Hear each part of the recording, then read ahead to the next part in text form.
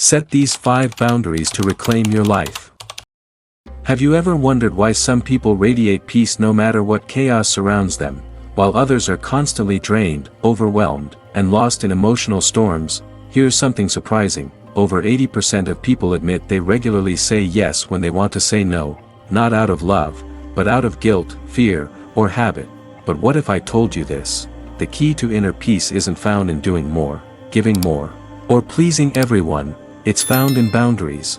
In this video, you'll discover 5 essential spiritual boundaries that every person, whether you're a monk or a modern seeker, must learn to protect your energy, deepen your mindfulness, and stay anchored in your true self. These aren't just productivity tips or surface-level self-care advice. These are timeless teachings rooted in the Dharma, drawn from Buddhist wisdom, real-life stories, and transformative practices you can begin today. So stay with us until the end, because what you'll learn might just change the way you live, love, and walk your path. Time. It is the silent current that carries every human soul toward death or liberation. It moves invisibly, but its fingerprints are on everything we love, everything we lose, and everything we become. In Buddhism, time is not a linear progression from past to future. It is a sacred loop, where each moment is a gate to either bondage or awakening. The Buddha did not romanticize time, nor did he waste it. Instead, he offered a teaching so simple, so profound, that it echoes across centuries: do not dwell in the past. Do not dream of the future. Concentrate the mind on the present moment. This is not a poetic suggestion. It is a spiritual discipline. Because to be fully present is to reclaim the only space where transformation can happen, now. And yet, in our modern world, we treat time as if it were free, endless, and undeserving of reverence. We give it away freely, often to things and people that do not nourish us. We fill every gap in our schedule with noise, with tasks, with meaningless scrolling and trivial obligations. We forget that time, once spent, cannot be retrieved, not with gold, not with prayer, not with regret. In truth, most people live like their time is a public utility, available to anyone, on demand, without cost. We say yes when we mean no. We commit to things we don't value. We confuse urgency with importance. And in doing so, we don't just lose minutes, we lose presence. We lose clarity. We lose ourselves. But in Buddhist practice, guarding time is not about efficiency, it is about enlightenment. It is about creating space for stillness, space for mindfulness, space for the Dharma to take root in our consciousness. To waste time is to waste your vital life energy. It is to trade your spiritual inheritance for fleeting moments of distraction. Years ago, I had a deeply personal experience with this truth. I had a quiet ritual. Each morning, just before sunrise, I would take a 30-minute silent walk. No phone, no music, no conversation. Just me, the breeze, and the breath. Those walks weren't just peaceful, they were sacred. They were my private temple, a time when I listened not to the world, but to my inner being. But slowly, little intrusions crept in. A call from a client. A quick question from a friend. A few emails checked here and there. Until one day, the ritual was gone. The silence was swallowed by the noise. And so was my peace. What began as a sacred commitment dissolved into scattered fragments of busyness. I wasn't just missing my walk, I was missing my own voice. I became more anxious, more reactive, more distant from the calm that had once nourished me. It took months to realize what had happened. I hadn't just lost time. I had violated a spiritual boundary. A Zen master once said, "To control your time is to control your life. To control your attention is to control your mind." Time boundaries are not simply about schedules or calendars. They are about reclaiming your sovereignty. They are the energetic fences that protect your soul from being diluted by the demands of others. Let's travel back for a moment to 3rd century India. There was once a powerful king named Kanishk, ruler of the Kushan Empire. He was a man of conquest and influence, but despite his worldly achievements, he found himself plagued by unease. Though he had mastered empires, he had not mastered peace. He summoned Ashvaghosha, a revered Buddhist philosopher-poet, and asked him, "Why do I have time for everything, except calm?" Ashvaghosha, ever the mystic, replied, "Because your majesty schedules your empire, but not your soul." That reply pierced deeper than a sword. And from that day forward, King Kanishk set aside the first hours of every morning not for political matters, but for silence and breath. It was a revolutionary act. His ministers called it weak. But history remembers it as the beginning of his true mastery, not over land, but over the mind. There's a profound lesson in that story: if you don't schedule stillness, chaos will fill the gap. Time does not protect itself. You must protect it. And to do so requires courage, the courage to be still in a world that glorifies motion. Today, we wear busyness like a badge of honor. How are you? Busy. As if that response gives us value. But from a Buddhist lens, busyness is not a virtue, it is a veil. It hides us from our suffering. It distracts us from our impermanence. It numbs us to the miracle of now. In one Zen monastery in Japan, the monks are forbidden from speaking or working for the first 3 hours of each day. No chores. No planning. No speaking. Just sitting. Walking. Watching the breath. Why? Because silence is not empty, it is full of wisdom. Those hours are not wasted. They are consecrated. They are a declaration that clarity begins not with more doing, but with deeper being. If you wish to honor your time like a monk honors the Dharma, begin with these practices. First, create what I call non-negotiable silence windows. These are sacred pockets of time, 15 minutes, 30 minutes, an hour, when no one is allowed to invade your mental space. Not your phone. Not your boss. Not even your own thoughts, if you can help it. These are moments to return to the breath, the body, the awareness. Second, schedule your week not around productivity, but around restoration. Most people plan their lives to fit in work. Rarely do they plan their work to support their life. What would it look like to block out your rest first? To place silence, meditation, or long walks at the center of your week. Third, learn the art of the soft no. You do not owe anyone an explanation for protecting your peace. A gentle "I won't be available then" is enough. Boundaries, like wisdom, are quiet but powerful. Fourth, experiment with sacred hours. These are time blocks each day, perhaps early morning or late evening, reserved solely for spiritual practice, deep reflection, or nothing at all. No screens. No input. Just presence. Think of them as your inner temple, open only to you and the universe. Finally, remember this: every time you allow someone to steal your time, you're giving away a portion of your spiritual focus. You're leaking energy that could have been used for healing, learning, or liberation. As the Buddha once said, the trouble is, you think you have time. But do you? Can you afford to live distracted for one more hour? Can you afford to postpone your awakening one more day? The truth is, time is not ticking. You are, so protect the hours like they are sacred scrolls. Because they are. In every moment well guarded, there lies a seed of enlightenment waiting to bloom.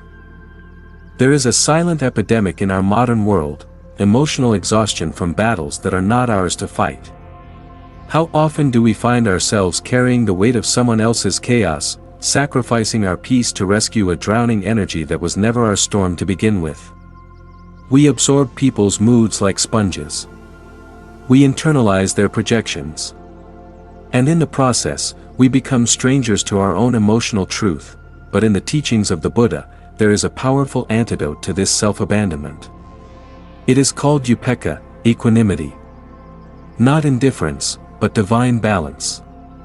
It is the quiet confidence of a still mountain amid the thunder of life. Upekkhā does not mean closing your heart. It means opening it so widely that nothing disturbs its center.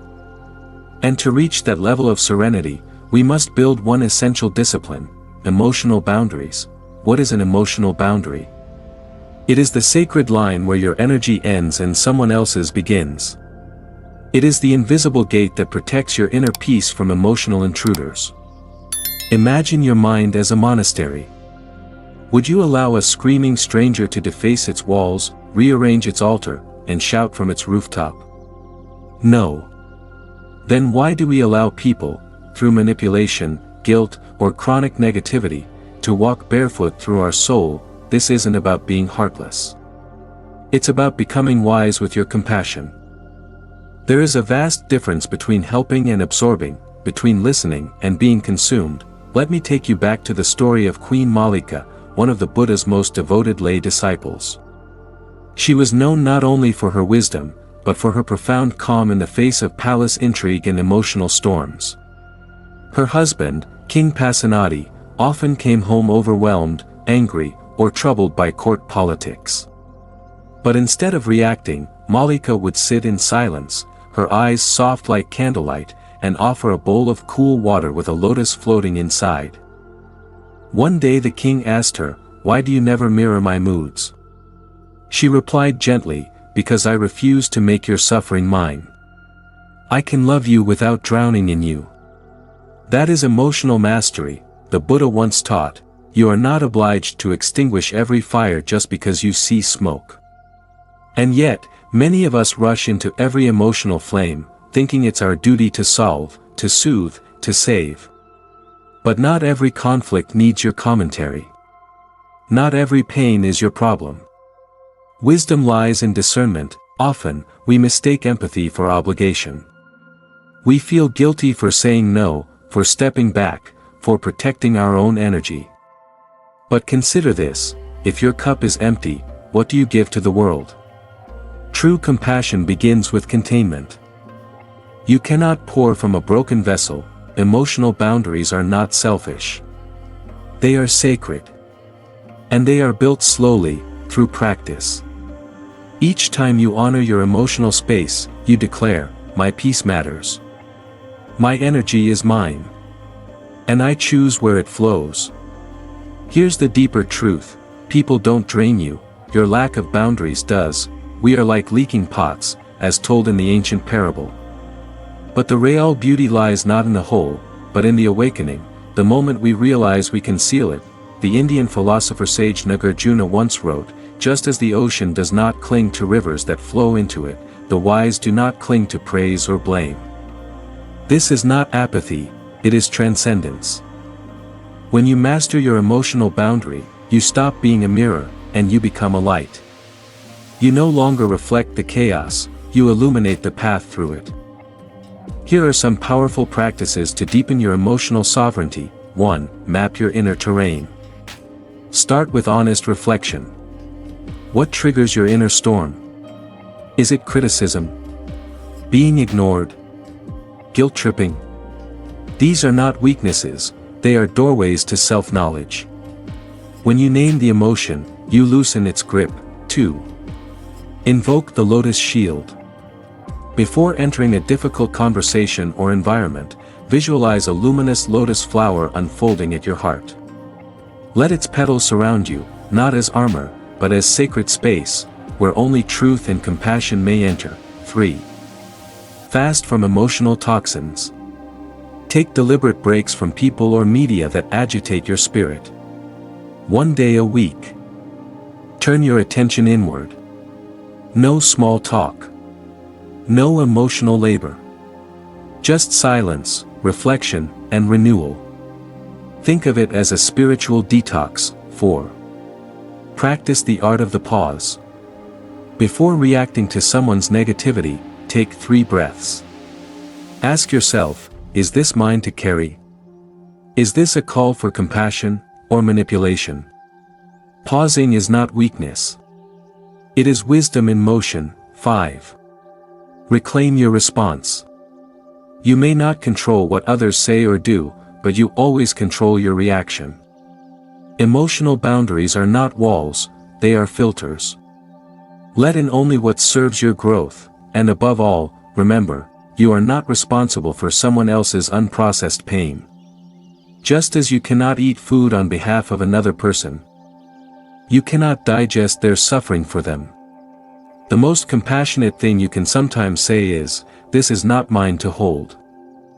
When you live without emotional boundaries, your peace becomes a currency others spend freely. But when you begin to guard that peace, firmly, gently, wisely, you unlock a new realm of freedom. So ask yourself, who have I allowed to occupy the temple of my mind rent-free? Who has been whispering into my emotions without permission? And how would my life feel if I reclaimed that space, not with anger, but with calm resolve? The art of emotional protection is the art of spiritual alignment. It is the quiet revolution that begins within. And like a well-tended garden, it will bloom, not in noise, but in stillness. To walk the path of compassion is noble. But to walk it barefoot, allowing others to trample our soul, is not nobility, it is self-abandonment in disguise. The Buddha taught Karu, the deep well of compassion that arises from wisdom, not weakness. But compassion without discernment is like offering water from an empty jug. It serves no one, and it slowly erodes the giver. In the realm of relationships, whether between lovers, family, friends, or even spiritual communities, the greatest illusion is that love must mean sacrifice of self. We confuse compassion with compliance. We confuse connection with enmeshment. We confuse spiritual openness with emotional vulnerability to harm. But the Buddha's own life reveals something far deeper. When Siddhartha Gautama left his palace, he left not out of cruelty toward his family, but out of a higher calling, to awaken not just for himself, but for all beings. That departure was not an act of abandonment, but of boundary. It was a declaration that truth must come before attachment. True compassion begins when we recognize that we, too, are worthy of the same kindness we extend to others. And yet, how often do we betray ourselves in the name of harmony? We absorb our partner's moods until they shape our own. We silence our needs to keep the peace. We tolerate repeated disrespect, justifying it with spiritual slogans like unconditional love or forgiveness. But in doing so, we drift further and further from our center, until we become unrecognizable to ourselves. There is a profound difference between holding space and being held hostage. The Zen parable of the pebble in the bowl offers a quiet but potent lesson. That pebble, placed each morning with intention, is more than a metaphor. It is your essence. It is your clarity. And anyone who attempts to take it away, even with love, must be gently reminded, "This is mine." History, too, offers echoes of this wisdom. Therese of Lisieux, the Catholic saint often known for her radical love and sacrifice, once shocked her fellow nuns. When accused falsely of wrongdoing, she remained silent, not out of fear or submission, but because she chose not to defend her ego. Yet when the same accuser began harming another, Therese spoke up firmly. Why? Because boundaries are not silence, they are selective courage. She protected truth, not pride. That is the subtle art of spiritual boundaries in relationships. Boundaries are not punishments. They are invitations, to relate with respect, to love without distortion, to meet each other soul to soul instead of trauma to trauma. When you express a need, you are not being needy, you are being honest. When you say no, you are not being cruel, you are being clear. When you stop rescuing someone from the consequences of their choices, you are not abandoning them, you are trusting their path. And when you walk away from someone who repeatedly harms you, you are not failing in compassion, you are choosing liberation.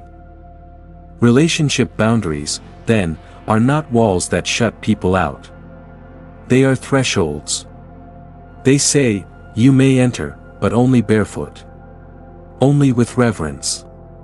Only if you are willing to see me clearly." Here are sacred principles to guide your relationship boundaries. 1. Speak your needs aloud, even when your voice trembles. Your truth is not a burden, it's a compass. Let others see the map, or they will forever wander blindly through your heart. 2. Let go of the fantasy that love means merging. Even in the most intimate relationships, two souls remain distinct. You are not half of a whole. You are a whole meeting another whole in mutual witnessing. 3. Resist the reflex to rescue. Sometimes, letting others fall is the most compassionate act. It gives them the dignity of growth and the freedom to awaken through their own experience. 4. Guard your sacred rituals. If morning meditation brings you peace, or quiet reflection fuels your joy, protect it, even from those you love. Your well-being is not optional. It is the root from which love blossoms. 5.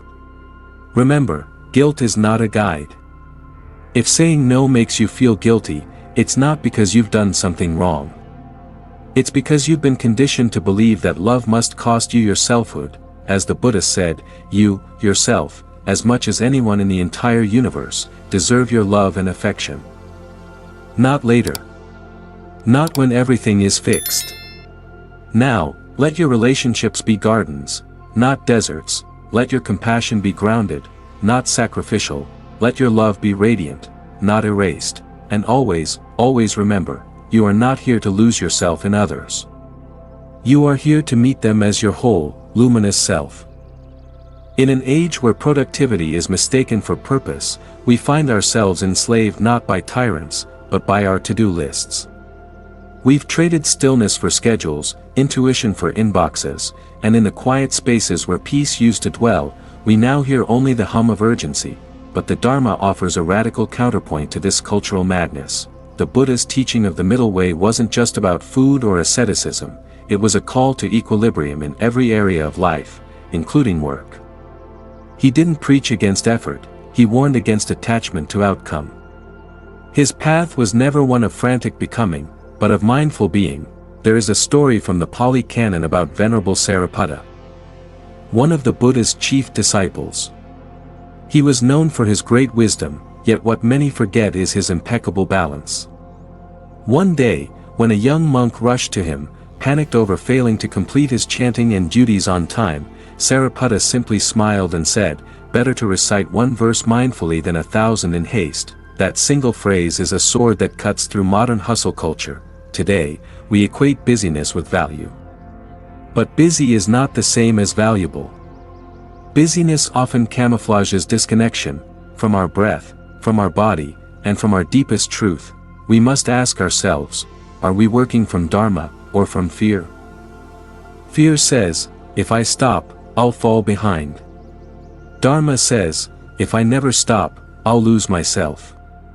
Fear says, I need to be more. Dharma whispers, you are already whole. I once met a retired Japanese monk who had spent decades in temple service. When I asked him what he missed the most about monastic life, he didn't say meditation or chanting or even community. He said this, in the monastery, we were never rushed. The tea boiled when it boiled. The floor was swept when the broom met it. And no one was punished for resting. That kind of work is not passive, it is profound. It flows from presence. It bears fruit without burning the tree. In the West, we idolize grind culture. We wear exhaustion like a badge of honor. We brag about skipping meals, pulling all-nighters, and juggling multiple jobs.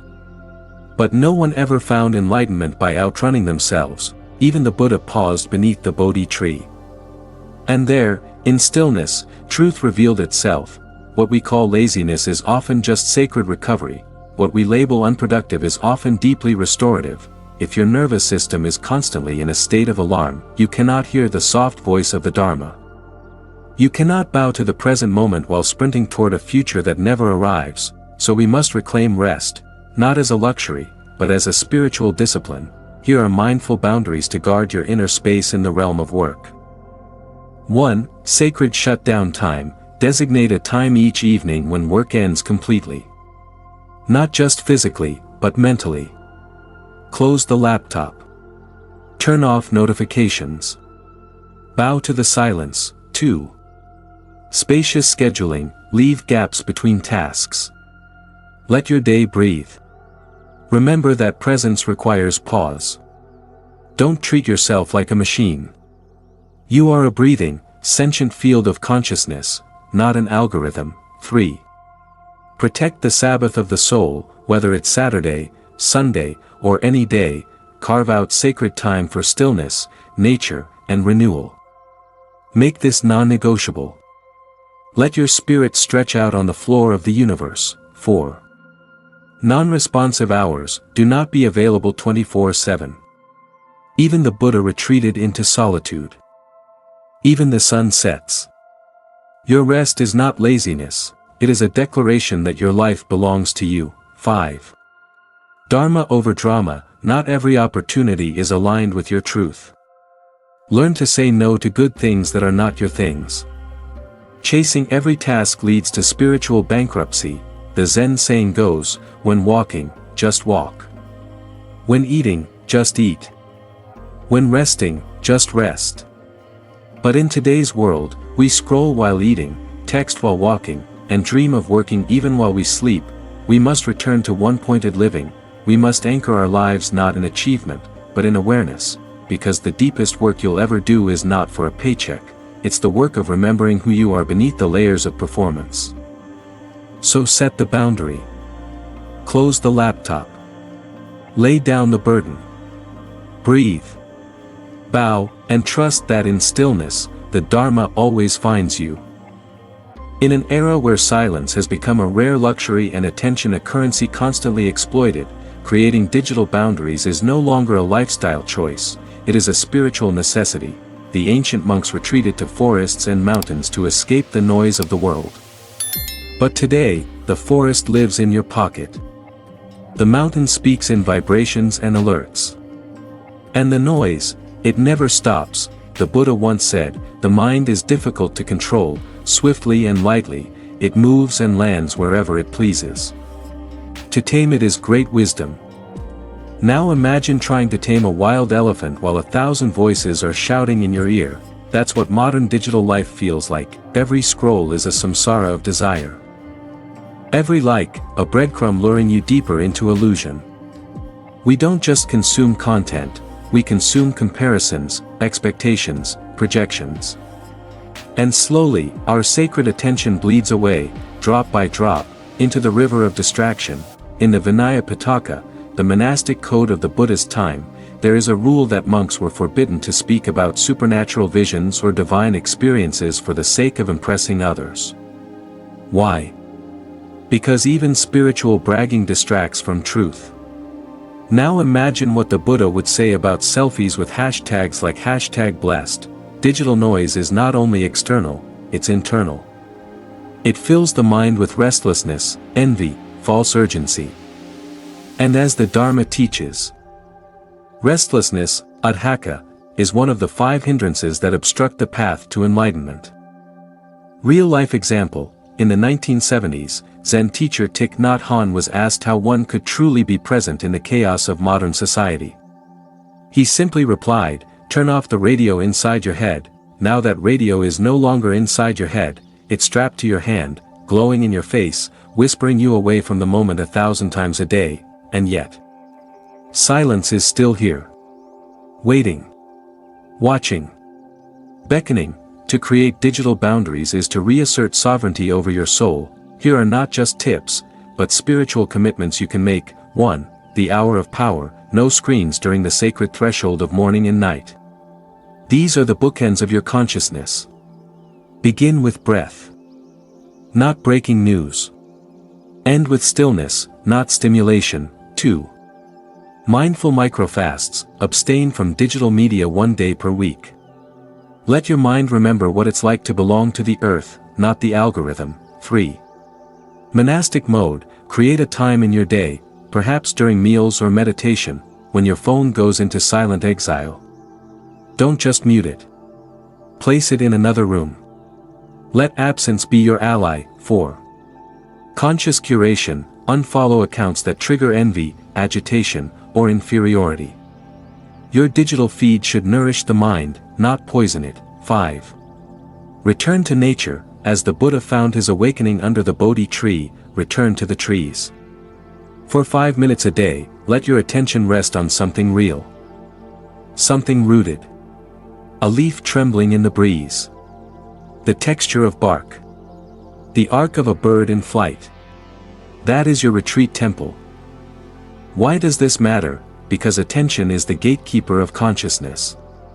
Whatever you give it to, becomes your world, and the mind, like a garden, can only grow what is planted.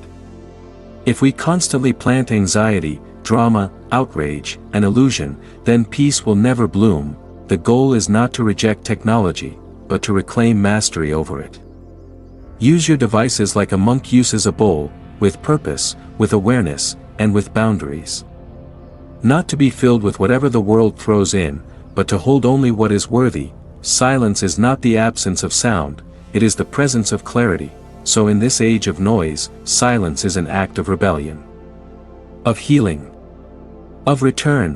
When you stop scrolling, something sacred begins listening, and in that listening, the Dharma quietly enters. Imagine waking up each day with your spirit unburdened, your time protected, your energy intact, and your heart at peace. No more guilt for saying no. No more exhaustion from trying to be everything for everyone.